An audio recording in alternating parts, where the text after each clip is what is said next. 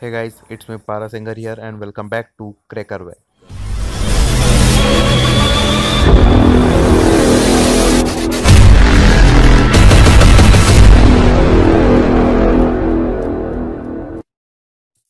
In this video, we'll see how passwords are really cracked. Passwords are not saved as plain texts. Any website of this age on the internet uses a hashing algorithm to encrypt and manage passwords. There are many types of hashing algorithms like the SHA-1, MD5, etc. As an example for this video, let's consider Facebook. In order to log into your Facebook account, you enter your email and password and click on login. The first time you create a Facebook account, you are asked to fill in a form like this, which contains your name, your email address, and it asks you to choose a password, your birth date, and your gender. Once you click on sign up, this data is sent to the Facebook's backend database. In the Facebook's database, your name, your gender, your age, and your email or phone is saved as it is. But what about the password? As I told you, a password will never be saved as a plain text in a website's database. So this password is given as input to a hashing algorithm, and the output given by this hashing algorithm is the encrypted form of the password, which appears to be random but is not. This hashed password is saved in the Facebook's database but not the plain text, which means the password which you entered will never be saved on Facebook's database as a plain text. Instead, only its encrypted, or in other words, the hashed password is saved in the Facebook's database. Now suppose Facebook had a data breach, and hackers managed to gain access to Facebook's user info, which included their name, age, gender, email, and password. Though hackers have this information, they will not be able to log into any specific user account because the password is encrypted. If the hacker tries to log into any specific user account with the hashed password, he will not be provided access. He only needs to enter the password, which is in the plain text form. So what does the hacker do now? Intuitively, the only possible way is to reverse the hash into its plain text form. But this is highly impossible because a hash is a one-way function, and the plain text form of a hash cannot be obtained from the hash itself. That is how hashing algorithms are designed. So what now? This is when the strength of the password comes into the play. If you are using a common password like test123456, which I used earlier to sign up for Facebook, then the hacker will easily able to know the plain text form of your password from the hash string. There is something known as rainbow tables. These rainbow tables contain the password hashes of numerous commonly used passwords along with their plain text forms.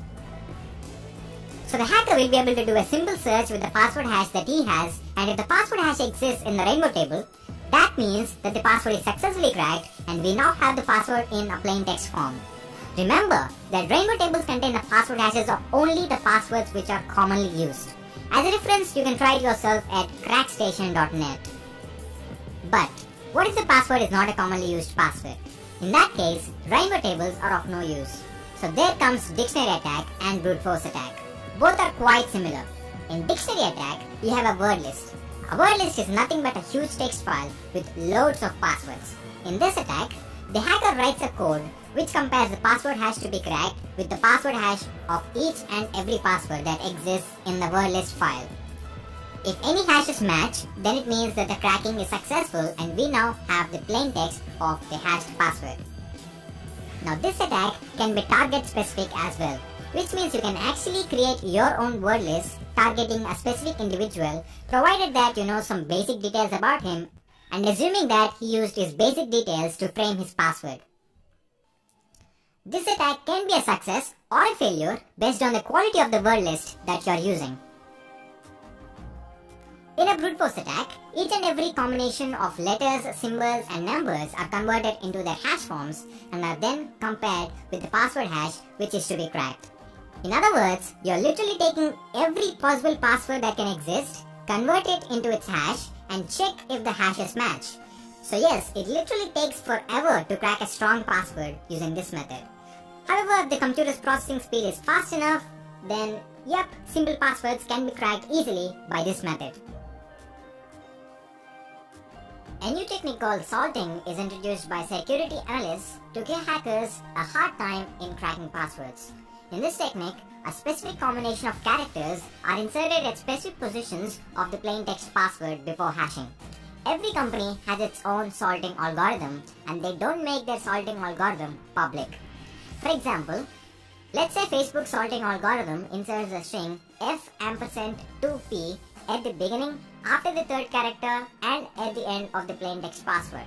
After salting the password, the salted password is then hashed by a hashing algorithm. So, when a salt is used, rainbow tables are of no use, even if the password to be cracked is a weak and commonly used password, because the hash of the password without salting do not match the hash of the password which is salted. Also, brute force attack and dictionary attack are not effective to crack salted passwords, unless the hacker already knows the salting algorithm employed by a company. So that is it for this video. Thanks for watching. Leave a like if you like this video, and also don't forget to subscribe for more awesome videos. Comment down below if you have any doubts regarding this video.